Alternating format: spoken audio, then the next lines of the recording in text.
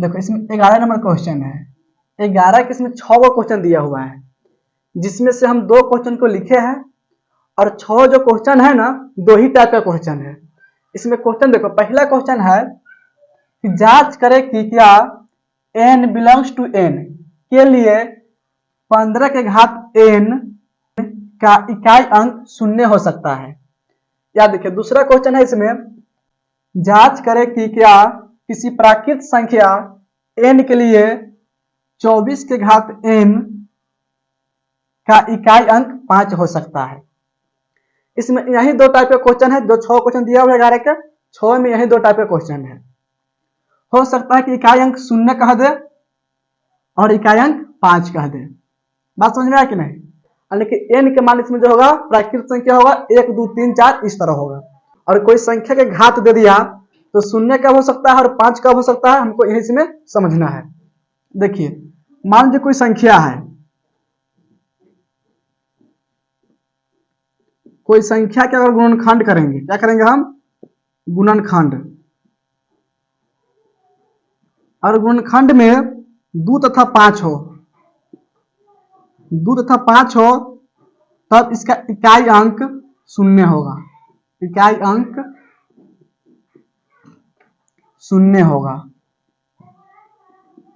और कोई संख्या के गुणनखंड में 2 और 5 आ गया, तब क्या होगा? इसका इकाई अंक 0 हो सकता है। जैसे हम देखिए पहला क्वेश्चन है 15 दिया हुआ है, तो 15 के घात क्या है? इसमें n है, और इसमें हम n के मान से मान लीजिए 1 रखते हैं, या हम n के मान 2 रखते हैं, या n के मान 3 रखेंगे, तो इस इकाई अंक 0 आ सकता है। तो कैसे चेक करेंगे? जो 15 दिया है उसको गुणनखंड कर लेंगे, तो 15 के गुणनखंड में 3 और 5 आएगा, 3 और 5, इसमें 2 नहीं है, 2 तथा 5 रहेगा तब क्या होगा? 0 हो सकता है। इकाई अंक 0 नहीं आ सकता है। क्यों नहीं आएगा? क्योंकि इस गुणनखंड में 3 और 5 है, 2 नहीं है। तो 0 के लिए समझ में आ गया। जब कोई संख्या के गुणनखंड में 2 नहीं हो, 2 नहीं हो, 5 हो, समझ में आया कि नहीं? जब कोई संख्या गुणनखंड में 2 नहीं होगा, 5 होगा, तब इसका इकाई अंक 5 होगा।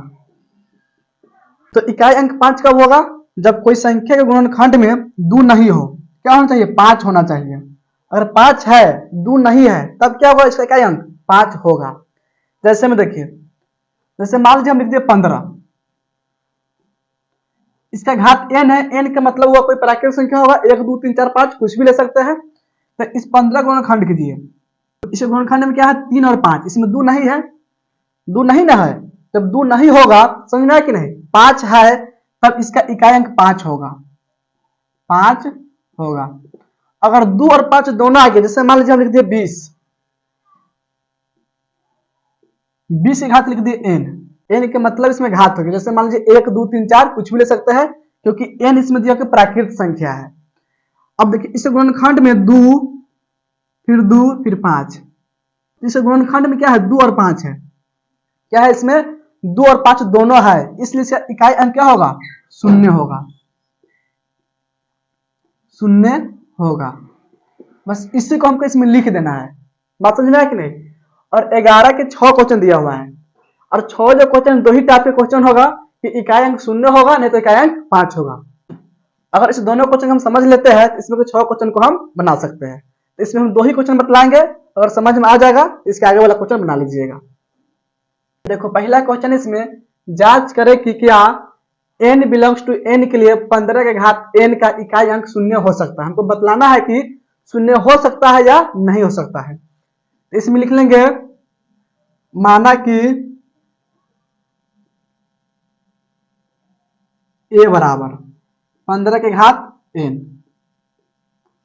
अब यहाँ पे लिखे 15 के घात n बराबर, इसमें संख्या क्या है? 15 है, तो 15 के गुणनखंड में 3 और 5 आएगा, 3 और 5।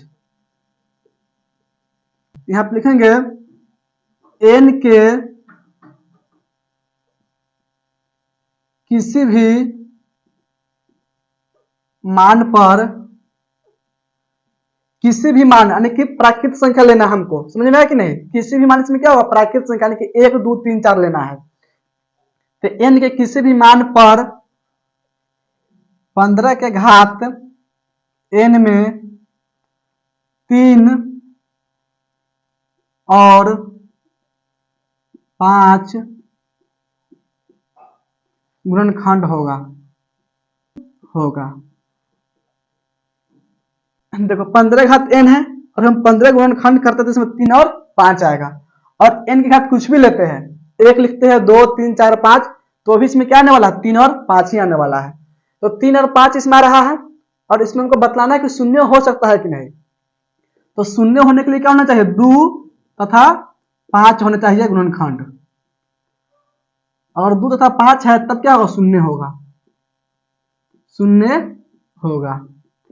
लेकिन देखिए इस गुणनखंड में क्या है, 3 और 5 है, तो क्या शून्य हो सकता है, इसमें नहीं ना होगा। तो यहाँ पे लिखेंगे हम जानते हैं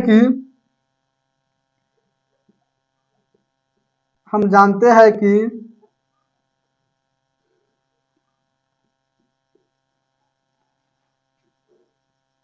किसी भी संख्या का इकाई अंक शून्य होने के लिए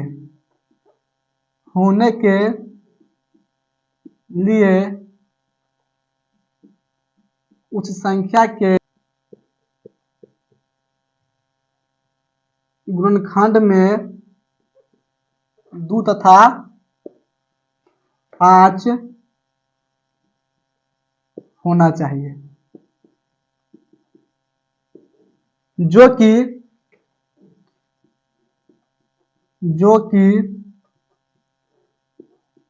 15 के घात n में नहीं है। अगर किसी भी संख्या के इकाई अंक 0 कब होगा, जब इस गुणनखंड में 2 और 5 होगा तब होगा। लेकिन इसे 15 दिया हुआ है तो 15 के गुणनखंड में 2 और 5 नहीं आएगा, तो इसका इकाई अंक शून्य नहीं हो सकता। अतः 15 के घात n के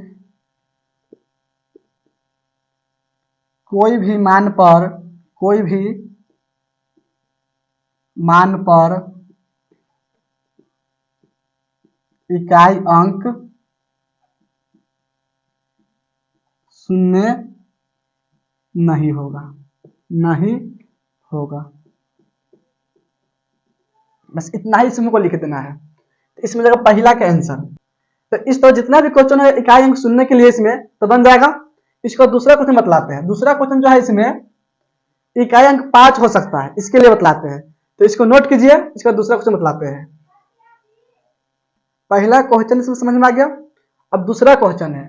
दूसरा क्वेश्चन बतलाना है कि 24 के घात n का इकाई अंक 5 हो सकता है। यहाँ पे लिख लेंगे हल। क्वेश्चन है 2 नंबर। इसमें लिखेंगे माना कि a बराबर 24 के घात n। अब यहाँ पे लिखेंगे 24 के घात n बराबर, तो 24 के गुणनखंड में होगा 2 गुना में 2 गुना में 2 गुना में 3, 2 दूनी 4, 4 दूनी 8, 8 3 24। इससे घात लिख लेंगे n। बात समझ में आया कि नहीं। फिर लिखेंगे कमा n के किसी भी मान पर 24 के घात n में 2 तथा 3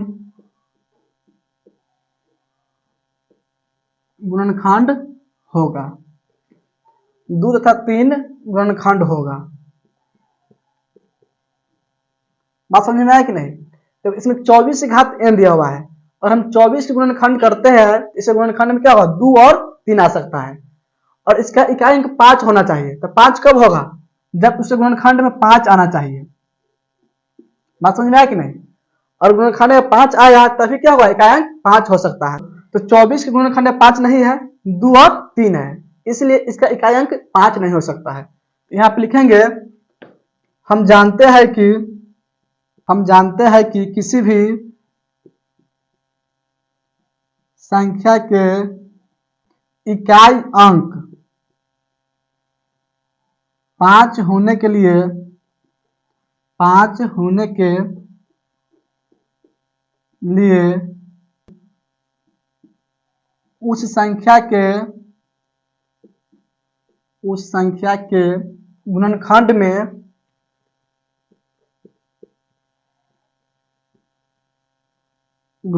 में 5 होना आवश्यक है। 5 होना आवश्यक है। देखो, और किसी भी संख्या के इकाई अंक 5 कब होगा? जब उसके गुणनखंड में 5 आना चाहिए। तो यहाँ पर 24 दिया हुआ है, तो 24 के गुणनखंड में क्या है? 2 और 3 है। इससे गुणनखंड में 5 नहीं है। इसीलिए अगर हम 24 की घात n है और n के जगह पर हम कोई मान रखते हैं 1 2 3 4, तो इसका इकाई अंक 5 नहीं आने वाला है। तो नीचे में लिखेंगे अतः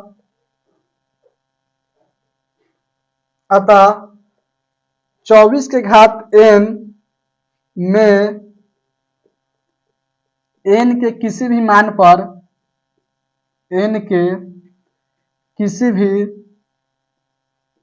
मान पर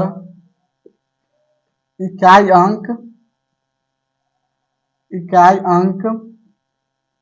5 नहीं होगा।